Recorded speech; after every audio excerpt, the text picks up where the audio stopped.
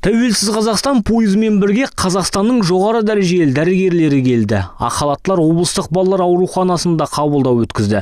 Жалпы балалар ауруханасында 8 дәрігердің қабылдауы өткізілді. Каждому специалисту Барлық қоғамдық қабылдауға келген балаларды қабылдауға тырысады. Өйткені бұлар өте білікті мамандар. Ешқайда барып қаражат кетіріп керек жоқ. Бұл біздің ұлттың саулығы үшін жасалып жатқан игі бастама деп ойлаймын. Олег Завьяловтың сөзінше, бұл сапар жергілікті ақ халаттылар үшін де пайдалы. Өйткені өңірдегі мамандар жоғары білікті дәрігерлердің кеңестерін ала алады.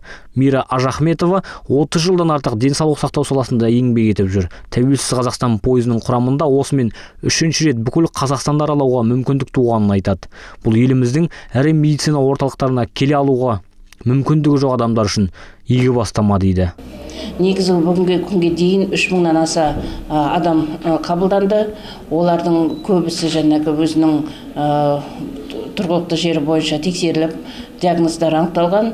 Дей тұрғанмен де қосымша мәлімет алып, қосымша кеңес алып, тек қана аурулар ғана емес, сонымен қатар дәрігерлерге де кеңес тәжірибелік алмасу өтіп жатыр. Жас науқастардың ата-аналары да Тәуелсіз Қазақстан пойызы құрамында келген дәрігерлерге дән риза. Өйткені облыста еш кедергісіз жетекші мамандардың ұсыныстары мен кеңестерін тыңдай алды. Барлығы тегін жүргізіледі. Мы слышали, что приезжают врачи с разных городов, но это хорошо, что нам нельзя, можно не ехать, приезжают сюда, надеюсь, помогут. Хорошо, большое спасибо специалистам. Очень рады.